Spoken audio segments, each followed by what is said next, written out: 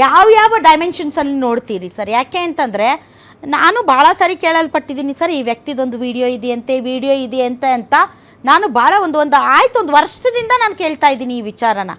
But ಇದ್ರೂ ಕೂಡ ಅದನ್ನು ಹೊರಗಡೆ ತರದೆ, ಇದ್ರೂ ಕೂಡ ಆ ವಿಚಾರದಲ್ಲಿ ದೂರು ಕೊಡದೆ ಇವತ್ತು ಇದು ಹೊರಗಡೆ ಬಂದು ಇನ್ನೂ 4 ತಿಂಗಳಿದೆ ಆತ ರಿಟೈರ್ಡ್ ಆಗೋಕ್ಕೆ.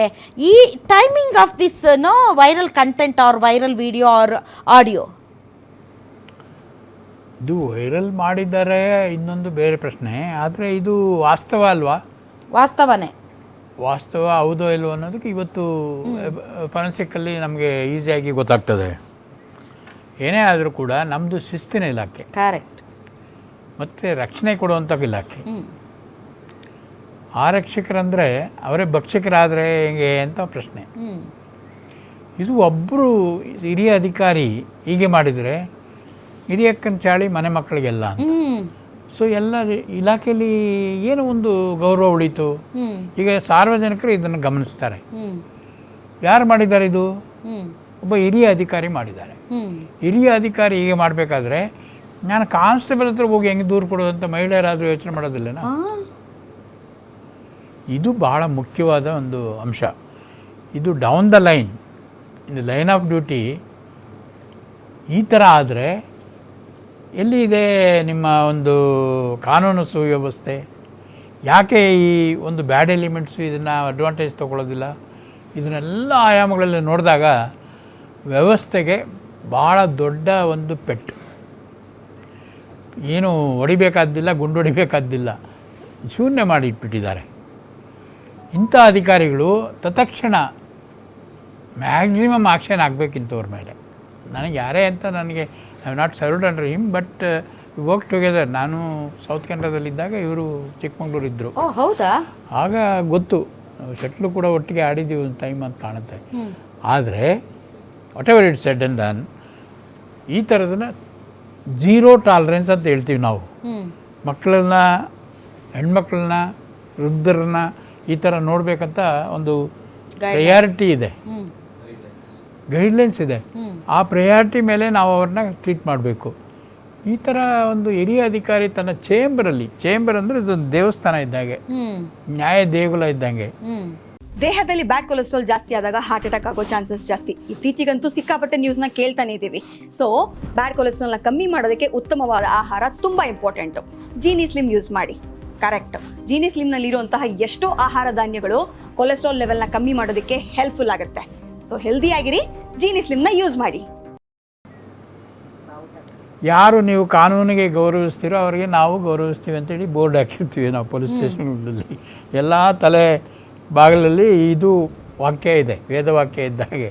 ಹೇಗೆ ವಿಧಾನಸೌಧದಲ್ಲಿ ಏನು ಸರ್ಕಾರದ ಕೆಲಸ ಏನಂತ ಹಾಕಿದ್ದಾರೆ ಅಲ್ಲಿ, ಆ ಮಾದರಿಯಲ್ಲಿ ಇಲ್ಲಿ ನಾವು ಯಾರು ಕಾನೂನಿಗೆ ಗೌರವ ಕೊಡ್ತೀರೋ ಅವರಿಗೆ ನಾವು ಗೌರವ ಕೊಡ್ತೀವಿ ಅಂತ. ಇದನ್ನು ಯಾವ ಭಾಷೆಯಲ್ಲಿ ನಾವು ಅದನ್ನು ಉಚ್ಚಾರ ಮಾಡಬೇಕು? ಇದು ಭಾಷೆ ಬದಲಾವಣೆ ಮಾಡಬೇಕಾ, ಟ್ರಾನ್ಸ್ಲೇಷನ್ ಮಾಡಬೇಕಾ, ಅಥವಾ ಹೊಸ ಭಾಷೆ ಸೃಷ್ಟಿ ಮಾಡಬೇಕಾ?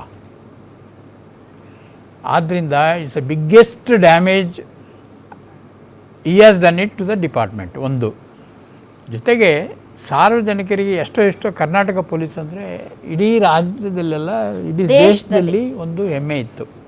ಯಾಕೆಂದರೆ ನಾವು ಕರ್ನಾಟಕದಿಂದ ಅಂತೇಳಿದ್ರೆ, ನಾನೇ ಹೋಗಿ ಒಂದು ಸಾರಿ ವೆಸ್ಟ್ ಬೆಂಗಾಲಲ್ಲಿ ಒಬ್ಬ ಯಾರೋ ಇನ್ಸ್ಪೆಕ್ಟ್ರಿಗೆ ಹೇಳಿದೆ, ಓ ಅಂಥೇಳಿ ಭಾಳ ಚೆನ್ನಾಗಿ ಟ್ರೀಟ್ಮೆಂಟ್ ಕೊಟ್ಟ. ಆದರೆ ಈಗ ಇವೆಲ್ಲ ಅವತ್ತು ಇಷ್ಟೆಲ್ಲ ಇಲ್ಲ. ಮಾಧ್ಯಮದಲ್ಲಿ ಪೇಪರ್ ಇವತ್ತಿಂದ ಆದರೆ ಎಲ್ಲೋ ಒಂದು 15 ದಿವಸಕ್ಕೆ ನಮ್ಗೆ ಅಮೇರಿಕ ಸುದ್ದಿ ಸಿಗ್ತಾಯಿತ್ತು. ಈಗ ಪ್ರೆಸ್ ಆಫ್ ದಿ ಬಟನ್ ಎಲ್ಲ ಆಲ್ ಓವರ್ ದಿ ವರ್ಲ್ಡ್ ಏನಾಗುತ್ತೆ ಆ ತಕ್ಷಣ ಬರ್ತದೆ. ಹಾಗಿದ್ರೆ ಇದು ಎಷ್ಟು ಡ್ಯಾಮೇಜ್ ಮಾಡಿದೆ ಅಂತ ನನ್ನ ವರಿ. ಯಾಕೆ ನಾನು ಪೊಲೀಸ್ ಅಂತ ಹೇಳ್ಕೊಳ್ಬೇಕಾ ಹೊರಗಡೆ ಹೋಗಿ? ಓ ನೀವು ಇದನ್ನೇ ಮಾಡಿರ್ತೀರ, ನಿಮ್ಮ ಸೀನಿಯರ್ ಆಫೀಸರ್ ಹೇಗೆ ಮಾಡಿದ್ರೆ ನೀವು ಮಾಡಿರಲ್ವಾ? ಆದ್ದರಿಂದ ಒಂದು ಸತ್ಯ, ಹಿರಿಯ ಅಧಿಕಾರಿಗೆ ತನ್ನದೇ ಆದಂಥ ಒಂದು ಕಟ್ಟುಪಾಡುಗಳಿದ್ದಾವೆ. ಯಾಕೆಂದರೆ ಅವರು ಕೆಳಗಡೆ ಡೌನ್ ದ ಲೈನ್ ಏನು ಒಂದು ನಾವು ಪಿರಮಿಡ್ ಟೈಪ್ ನೋಡ್ತೀವಿ, ಅದು ಶಿಸ್ತಿನಬದ್ಧವಾಗಿ ನೋಡ್ತೀವಿ. ಆ ಒಂದು ಮೆಸೇಜು ಅವರಲ್ಲಿ ಹೋಯ್ತು ಅಂತೇಳಿದರೆ ಕೆಳಗಡೆ ಇರೋನು ಕೂಡ ಪಾಲಿಸಬೇಕು. ಈ ಥರದ ಅಧಿಕಾರಿಗಳಿಂದ ಏನೊಂದು ಮೆಸೇಜ್ ಕೊಡಲಿಕ್ಕಾಗುತ್ತೆ, ಏನೊಂದು ಸಾರ್ವಜನಿಕರಿಗೋಸ್ಕರ ಕೆಲಸ ಮಾಡಲಿಕ್ಕಾಗತ್ತೆ? ಆಗಲ್ಲ. ಆಮೇಲೆ ಒಂದು ಸಾರಿ ಯಾವುದೇ ರಾಜ್ಯದಲ್ಲಾಗಲಿ ದೇಶದಲ್ಲಾಗಲಿ ಕಾನೂನು ಸುವ್ಯವಸ್ಥೆ ಕುಸ್ತಿದೆ ಅಂದರೆ ಅದು ಅಧಿಕಾರಿಗಳ ವೈಫಲ್ಯ.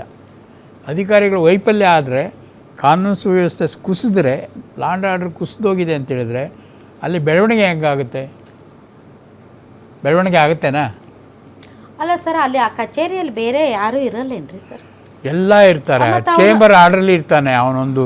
ಯಾರು ಒಳಗಡೆ ಹೋಗ್ಬೇಕಾದ್ರು ಹೊರಗಡೆ ಬರಬೇಕಾದ್ರು ಅವನ ಅನುಮತಿ ತೊಗೊಂಡು ಅವ್ರಿಗೆ ಪರ್ಮಿಷನ್ ತೊಗೊಂಡು ಎಲ್ಲ ಬಿಡಬೇಕು. ಅವ್ರಿಗೆಲ್ಲ ಎಷ್ಟು ಅಸಹ್ಯ ಸರ್, ಸಾಹೇಬ್ರು ಹಿಂಗೆ ಮಾಡ್ತಿದ್ದಾರೆ ಒಳಗಡೆ ಅಂತ. ಅದೇ ಇದಕ್ಕೆ ಗ್ರೀನ್ ಕಾರ್ಡ್ ಇರ್ಬೋದೇನೋ, ಗ್ರೀನ್ ಕಾರ್ಡ್ ಅಂತೀವಲ್ಲ ಹಾಗೆ. ಅಲ್ಲ ಇರ್ಲಿ ಸರ್, ಬಟ್ ಅಸಹ್ಯ ಅಲ್ರಿ ಸರ್ ಅವ್ರ ಕೆಳಗಡೆ ಇರುವಂತಹ ಅಸಹ್ಯ ಅಲ್ಲ, ನಾನು ಹೇಳೋದು on the face of it prima facie ಅವರನ್ನು ತತ್ಕ್ಷಣ ಅಮಾನತುಗೊಳಿಸಬೇಕು, ಆಕ್ಷನ್ ಆಗಬೇಕು. Because that should send a strong message down the line correct and also across the society. ಇಲ್ಲ ಅಂದರೆ ಏನಾಗುತ್ತೆ, ಇದನ್ನೂ ನಾವು ಕತೆ ಕಟ್ಕೊಂಡು ಹೇಳ್ತಾ ಇದ್ದೀವಿ ಅಂತ ಹೇಳಿದ್ರೆ ಯಾರು ನಂಬ್ತಾರೆ? ನಮ್ಮನ್ನಾಗಲಿ ಸರ್ಕಾರನಾಗಲಿ ನಂಬಬೇಕಲ್ಲ ನಾಳೆ ಜನ. ಕರೆಕ್ಟ್.